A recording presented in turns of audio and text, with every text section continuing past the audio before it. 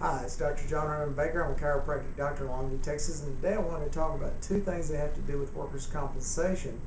First is the idea of maximum medical improvement, also known as MMI. There's two MMIs. There's statutory, which is it runs 104 weeks after you begin your benefits, so that's 2 years. And clinical or medical MMI is when, now I'm going to read the definition so I won't mess it up. It's medically, it's the point in time that an injury or illness has improved as much as it's going to improve.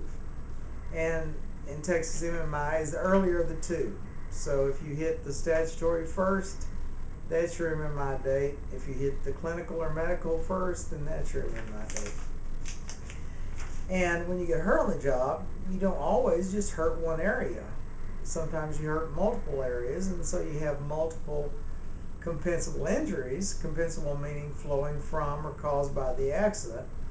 And my reading of the MMI statute or the MMI definition is that that's the point at which all your compensable injuries are as good as they're going to get. In other words, if there's still a surgery that could help your low back, but everything else is resolved, you wouldn't be at MMI until you receive that surgery. And that's confusing to some people, but to me it's kind of straightforward. But again, it's if there's still things that can be done to help you get better, improve your status, then by definition, you're not at MMI. If you're pending a surgery that may help you, you gotta wait till after that surgery. If you're pending on getting shots, epidural steroidal injections, you're not at MMI until you've tried the shots, and then if you got surgery, wait and try the surgery. So it's basically, you're not going to get any better. That's MMI. And you don't want to be at that point until you're at that point. The second point I wanted to talk about was that I think folks in Texas are injured by a Supreme Court finding that came down recently in Texas Mutual Insurance versus a guy named Rudiger. And basically it found that in the state of Texas, with regard to the work comp system, that bad faith lawsuits are inconsistent with the workers' comp system in Texas.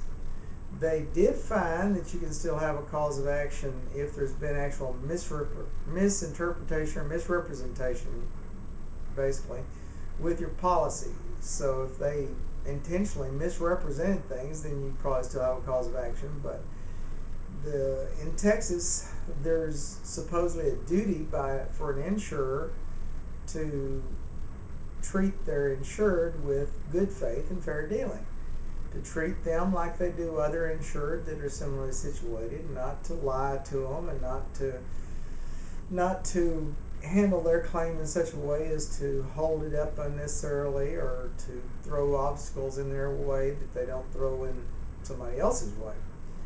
But I'm not a lawyer, and so that's a legal decision, so I'll leave it up to the lawyers to hash that out. But if you have been looking forward to a bad faith lawsuit in a work comp case, it looks like the Supreme Court has dealt your dreams a death blow.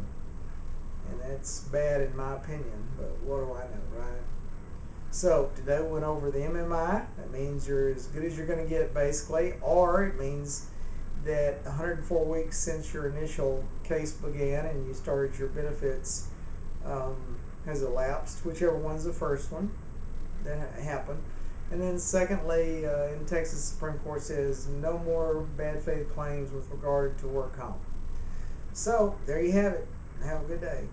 Bye-bye.